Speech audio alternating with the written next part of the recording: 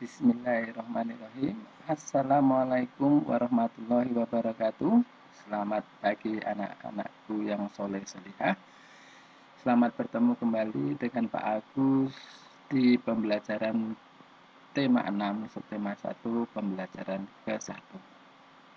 Anak-anakku, sebelum kita mulai, supaya pembelajaran hari ini berjalan lancar dan mendapatkan berkah, marilah kita awali dengan berdoa. Berdoa di dalam hati mulai. Cukup anak-anakku, semoga dengan doa tadi pembelajaran hari ini bisa terlaksana dengan baik. Anak-anakku yang soleh solehah, Pak Agus ucapkan terima kasih karena sampai dengan saat ini kalian semua masih semangat untuk belajar. Tak lupa kami juga mengucapkan terima kasih kepada ayah bunda yang dengan sabar dan setia menjadi guru di rumah untuk membantu anak-anak belajar mandiri. Dan juga tak lupa saya mengucapkan terima kasih kepada bundanya Asifa yang sudah membantu Pak Agus untuk belajar mengenai bendigam dan es krim ini, serta kemarin membantu Pak Agus untuk memperbaiki laptop Pak Agus yang rusak. Terima kasih, semoga dicatat sebagai pahala. Kembali ke pelajaran anak-anakku, sebelum kita lanjutkan pembelajaran, nanti akan Pak Agus kembali ingatkan bahwa meskipun pandemi ini kami ingatkan untuk tidak melupakan sholatnya di rumah, tetap sholat, belajar di rumah, tetap belajar, kemudian tetap menjaga protokol kesehatan. Oke ya anak-anakku, itu pesan singkat dari Pak Agus. Marilah kita masuki pembelajaran tema 6, subtema 1, pembelajaran ke-1. Untuk pembelajaran kali ini, nanti Pak Agus akan bagi beberapa waktu, beberapa kali pertemuan, supaya bisa di-share video ini ke wali murid melalui WA. Oke. Tujuan pembelajaran kali ini yang pertama, kita bisa menuliskan informasi dari teks tentang sumber energi. Yang kedua, bisa menceritakan kembali isi teks dengan kosakata tentang energi. Ketiga, bisa menyanyikan lagu dengan iringan musik ritmis. Keempat, bisa membedakan kegiatan yang berlangsung lama dan sebentar. Nah, kenapa dituliskan tujuan pembelajaran? Supaya kita itu tahu apa yang akan kita tuju dari pembelajaran hari ini. Dan tahu arahnya kita mau kemana. Sehingga kalau belajar itu terarah, terkonsep, dan mencapai target. Ini yang kita inginkan. Oke, anak-anakku yang soleh-solehah, kita persiapkan bukunya. Kalian tentunya sudah mempersiapkan buku, Pak Agus juga membawa buku. Nah, silakan tema 6 kita buka halaman 3 anak-anakku. Oke. Di halaman 3 sudah dibuka ya anak-anak, ada pembelajaran pertama. Nah, ketika pembelajaran pertama ini, di situ ayo berdiskusi. Kita akan mencoba memberikan bahan-bahan. Nanti kalian anak-anak harus mampu menyimpulkan apa yang dimaksud dari energi. Nah, sehingga tidak langsung semua Pak Agus berikan langsung gitu, supaya anak-anak terbiasa berpikir dan bersikap kritis ketika menghadapi sesuatu. Nah, contoh, ketika kita ada gambar seperti ini, bermain layang-layang seperti ini, nah, lantas apa yang ada di benak kalian anak-anakku? Disinilah kita harus bersikap kritis dengan cara bertanya dan mencari informasi, sehingga apa yang ingin kita kita gali informasinya itu bisa lebih. Nah, di sini anak-anakku ada gambar yang seperti ini. Nah, ada gambar seperti ini. Tentu kalian harus mulai berpikir. Nah, ini layangan kok bisa terbang, kemudian ini kok bisa bergerak. Ini ada apa? Ada apa?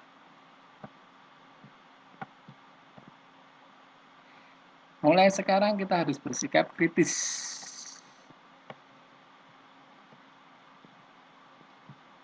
Supaya apa? Supaya informasinya dapat kita dapat dengan maksimal. Oke, anak-anakku. Nah, tidak hanya ini anak-anakku.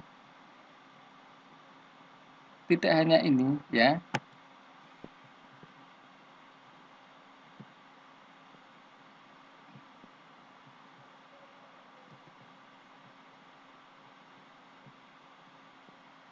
Oke, tidak hanya ini anak-anakku. Nah, ada juga olahraga yang menggunakan kano dari karet ini. Kenapa ini bisa bergerak juga? Terus kenapa ini baju-baju bisa kering? Karena setelah ada sinar matahari. Kenapa ini? Sehingga inilah yang kita akan mencari informasi.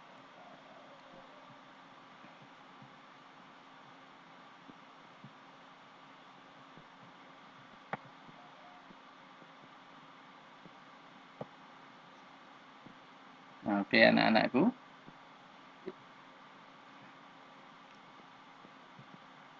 Nah,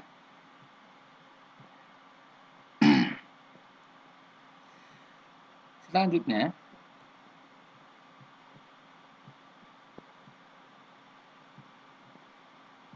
nah,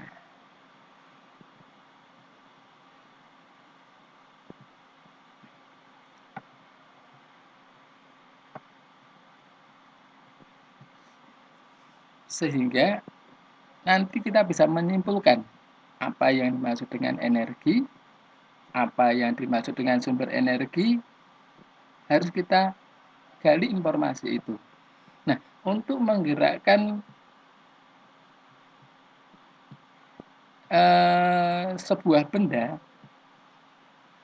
untuk menggerakkan sebuah benda itu dibutuhkan yang namanya energi, anak-anakku.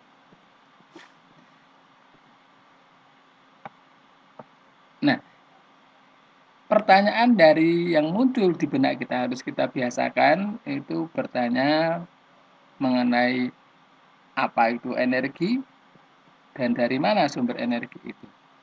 Jadi ketika kita melihat gambar tadi, mengamati, haruslah kita coba kembangkan di dalam pikiran kita mengenai apa itu dan bagaimana itu.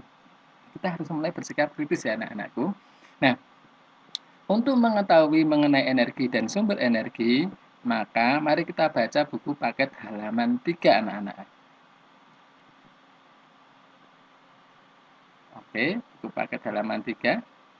Nah, di sini kita akan mencoba memahami yang namanya bacaan anak-anakku. Nah, kita mau mencoba memahami yang namanya bacaan ya anak-anak. Oke, ketika kita melihat bacaan, ya toh, ini apa yang kita lakukan. Terkadang kita membaca saja malas. Apalagi suruh membaca yang banyak sekali. Wah, rasanya kurang menarik. Tetapi kalau kita seperti itu, maka kita akan kesulitan nanti ketika memahami. Karena dengan membaca itu merupakan sumber informasi. Dapat kita menggali informasi yang benar. Nah, kembali ke pelajaran ya anak-anakku. Di sini ada kata ayo membaca. Untuk mempelajari lebih jauh tentang sumber energi dengan membaca teks berikut. Nah, sebelum kita masuk lebih jauh mengenai bacaan, saya ingin mengupas sedikit mengenai bacaan. Nah, anak-anakku yang Pak Agus banggakan, pertama, ketika kita melihat bacaan, ada beberapa hal yang perlu dipelajari dari sebuah bacaan. Yang pertama, terkait dengan tulisan yang ada di atas ini. Ini dengan kata energi matahari, di sini ini merupakan judul. Perhatikan ya anak-anakku, ini adalah judul. Judul bacaan.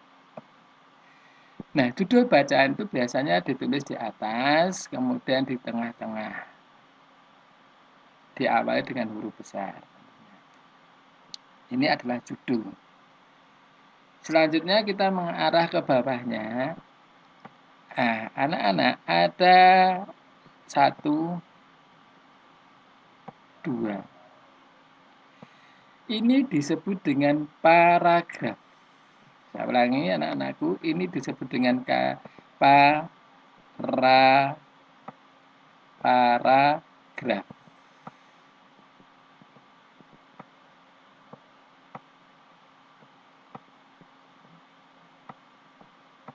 Nah,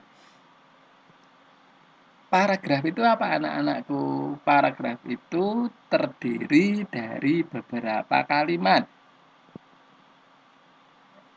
Nah, kemudian kalimat itu apa? Kalimat itu terdiri dari beberapa kata. Coba kita lihat.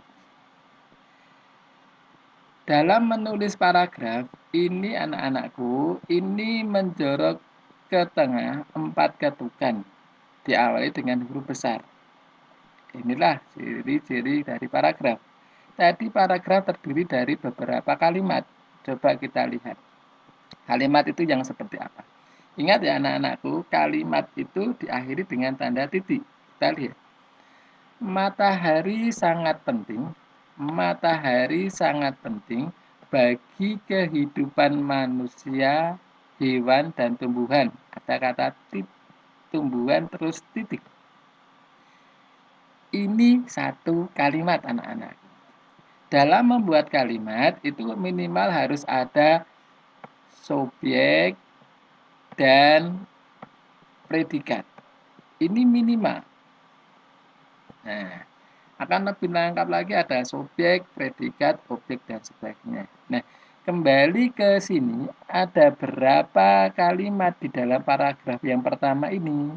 Tadi sudah kita lihat, ada nemu titik 1. Titik yang lainnya ada enggak? Oh, ini 2. Oh, ini 3.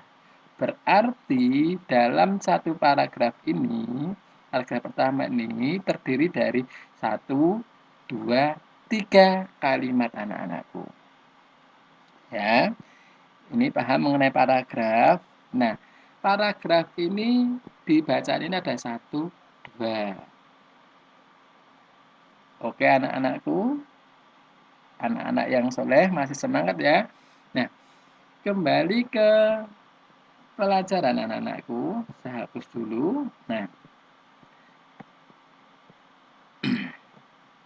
sekarang kita memahami bacaan. Tadi sudah kita sampaikan mengenai bacaan, kemudian kita coba pahami mengenai isi dari bacaan. Kalau memahami isi, maka dibaca dengan seksama. Coba kita baca dengan seksama. Energi matahari. Matahari sangat penting bagi kehidupan manusia, hewan, dan tumbuhan. Matahari merupakan sumber energi terbesar di bumi. Matahari menghasilkan energi panas dan cahaya. Nah, anak-anak, di sini ada kata kunci mengenai informasi yang penting. Informasi yang pertama adalah kata kunci matahari. Ternyata matahari itu merupakan sumber energi terbesar di bumi. Apa yang dihasilkan oleh matahari? Ini matahari menghasilkan energi panas dan cahaya. Ini cara memahami bacaan yang paragraf pertama. Cari informasi yang penting. Gitu ya anak-anakku ya. Nah, kembali ke sini. Kita lihat yang paragraf kedua. Energi matahari memberikan banyak manfaat bagi makhluk hidup di bumi. Nah, berarti paragraf kedua ini menyampaikan mengenai energi, manfaat dari energi matahari. Oke ya anak-anak ya, ini yang kedua. Nah, dari sini kita lanjut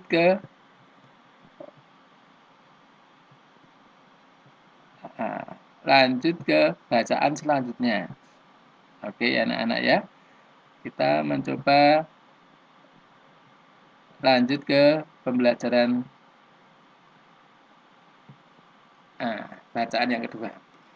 Kita coba paragraf selanjutnya. Tadi sudah dibaca, cahaya matahari untuk membuat zat makanan. Proses membuat zat makanan oleh tumbuhan dinamakan fotosintesis. Nah, untuk yang paragraf kedua ini anak-anakku, di sini adalah ada kata kunci yaitu fotosintesis. Apa itu fotosintesis? Di sini fotosintesis adalah proses membuat zat makanan oleh tumbuhan. Nah, tumbuhan, kita lanjutkan kalimat saya, tumbuhan kemudian menjadi sumber energi bagi hewan dan manusia. Cahaya matahari juga diperlukan hewan dan manusia untuk membentuk vitamin D. Nah, ini kata kunci selanjutnya adalah vitamin D. Nah, dalam vitamin D penting bagi pembentukan tulang dan gigi yang kuat. Nah, ini anak-anak, informasi yang penting juga adalah vitamin D pada proses pembentukan tulang dan gigi yang kuat. Beberapa jenis hewan juga memerlukan panas matahari untuk menghangatkan tubuhnya. Misal buaya, ular, dan kadal. Nah, ini paragraf yang selanjutnya anak-anakku. Energi panas matahari juga dimanfaatkan manusia dalam kegiatan sehari-hari. Nah, perhatikan ini. Dimanfaatkan oleh siapa? Juga dimanfaatkan oleh manusia dalam kegiatan sehari-hari. Kita lihat lagi. Misalnya mengeringkan bahan makanan seperti kerupuk dan ikan asin. Nah, ini energi matahari juga dimanfaatkan untuk menghasilkan energi listrik. Nih, juga dimanfaatkan energi listrik. Energi cahaya matahari diubah menjadi listrik. Nah, perhatikan di sini ada energi cahaya matahari diubah menjadi energi listrik melalui yang namanya panel surya. Nah, anak-anakku, perhatikan anak-anakku, dari bacaan yang tadi kita baca bersama-sama, ini tersirat beberapa hal mengenai matahari, dan dari situ kita setidaknya sudah mempunyai gambaran mengapa tadi layang-layang bisa bergerak, kano yang terbuat dari plastik juga bisa bergerak, dan pertanyaan-pertanyaan yang di benak kita mengenai apa energi dan sumber energi mulai sudah teraba-raba dari membaca ini. Nah, coba kita simpulkan. Tadi ada yang namanya energi matahari menghasilkan cahaya dan panas. Ya toh anak-anak? Nah, kemudian energi dimanfaatkan oleh tumbuhan, hewan, dan manusia. Nah, pertanyaan yang kita pikirkan tadi, apa yang dimaksud dengan energi anak-anak? Dari bacaan tadi. Oke. kita akan mencoba menyimpulkan bahwa yang namanya energi ini adalah kemampuan untuk melakukan kerja atau usaha. Saya ulangi anak-anak, energi adalah kemampuan untuk melakukan kerja atau usaha. Energi dihasilkan oleh sumber energi. Jadi ketika kita tadi melakukan gerakan untuk menggerakkan layangan bisa terbang, itu kita melakukan yang namanya energi. Kemampuan kita untuk menerbangkan layang-layang tadi untuk menggerakkan kano di air tadi. Nah, kemudian ada yang namanya sumber energi. Dari mana energi itu didapat? Nah, kita lihat dulu yang namanya sumber energi, anak-anak. Sumber energi itu adalah segala sesuatu di sekitar yang mampu menghasilkan energi baik yang kecil maupun yang besar. Saya ulangi anak-anak, ada kata kunci energi dan ada kata kunci sumber energi. Ini harus kita pahami bahwa energi adalah kemampuan untuk melakukan kerja atau usaha. Nah, energi ini ada namanya sumber energi ya anak-anak. Oke. Nah, untuk hari ini saya cukupkan ini dulu. Tadi kita mencoba membahas mengenai materi tema 5, tema 6, subtema 1, tetapi tidak secara keseluruhan kita hanya mencoba menggali informasi tentang energi dari bacaan dan kita mencoba untuk memahami bacaan. Untuk yang 3 dan 4, tujuan belajar 3 dan 4 kita bahas di pertemuan lain supaya video ini bisa terkirim melalui WA. Terima kasih anak-anak. Saya ucapkan tetap semangat ya anak-anak, belajar di rumah dan jangan lupa jaga kesehatan. Saya cukupkan sekian. Terima kasih. Assalamualaikum warahmatullahi wabarakatuh.